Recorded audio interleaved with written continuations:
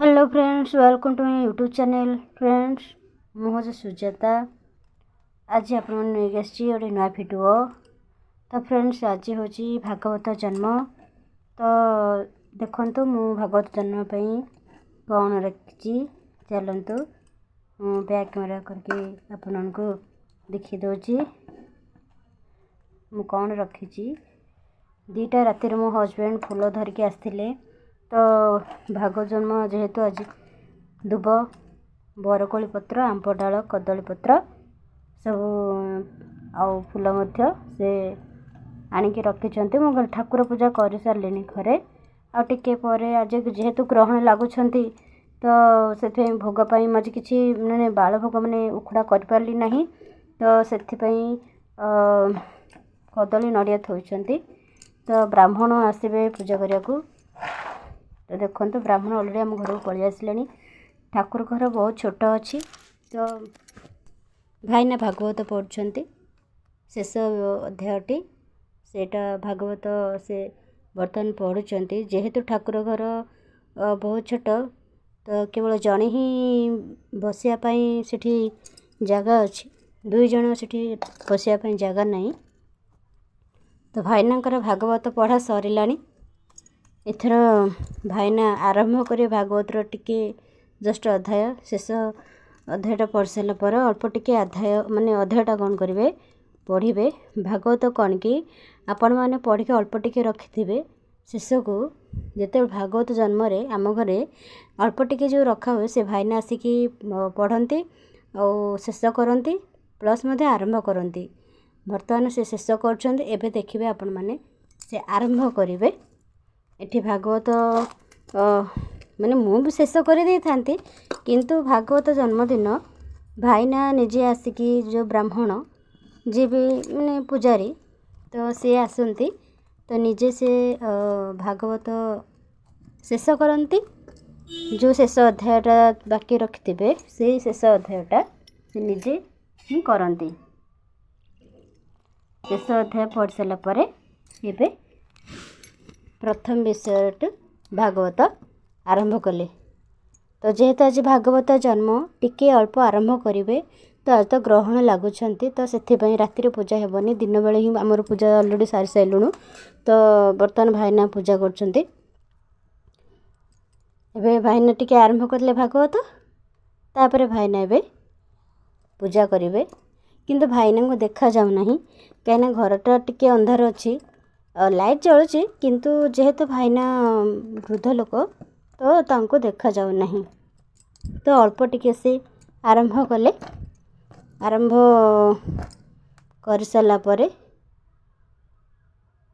से भागवत बंद करदे।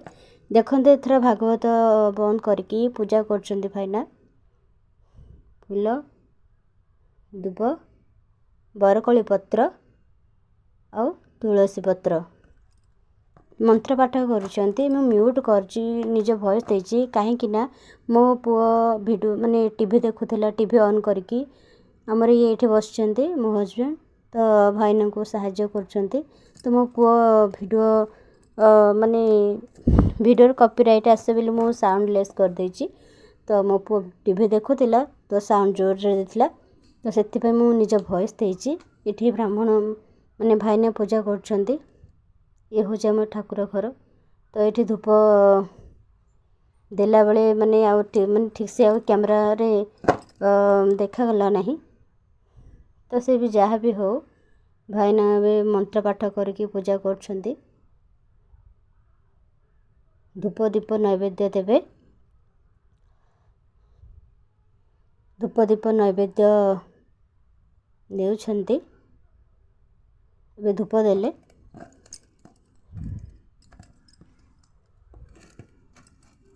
जगह बहुत कम अच्छी ठाकुर घरे तो से माने एडजस्ट करके भाईना करुँच। नड़िया ये बाड़ौंट थे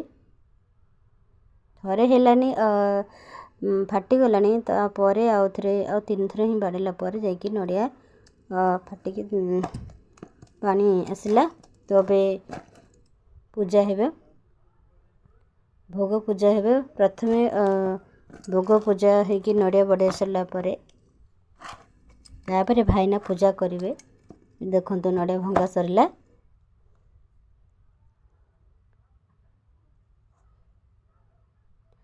ତ ଫ୍ରେଣ୍ଡସ୍ ଦେଖନ୍ତୁ ତୁଳସୀ ପତ୍ର ଦେଇକି ଭାଇନା ପୂଜା କରୁଛନ୍ତି। ଧୂପ ଦୀପ ନୈବେଦ୍ୟ ଦେଇକି ପୂଜା କରୁଛନ୍ତି। ଅଗ୍ରପୂଜ୍ୟ ତ ଆପଣମାନେ ଜାଣିଛନ୍ତି, ଏଠି ମାନେ ଆମର ଅଗ୍ରପୂଜ୍ୟ ହେଉଛନ୍ତି ଗଣେଶ। ତ ଦେଖନ୍ତୁ ଭାଇନା ଏଠି ଘଣ୍ଟି ବଜେଇକି ପୂଜା କରୁଛନ୍ତି। ତ ଭାଇନା ଭୋଗ ବାଢ଼ିବା ପାଇଁ କଦଳୀ ପତ୍ର ବି ଥୁଆ ହେଇଛି। ଆମେ କ୍ଷୀର ବି ଆଗରୁ କ୍ଷୀର ଆଣିକି ରଖିଛୁ, ଦହି ବି ଆଣିକି ରଖିଛୁ। କାହିଁକିନା ଯେହେତୁ ଭଗବାନ କ୍ଷୀର ଦହି ଆଉ ଲହୁଣୀ ପ୍ରାୟ ମାନେ ପ୍ରଭୁ ଜଗନ୍ନାଥଙ୍କର କୃଷ୍ଣଙ୍କର ଦହି ପସନ୍ଦ, ତ ଆମେ ଆଗରୁ ଦହି ଆଣିକି ରଖିଦେଇଛୁ।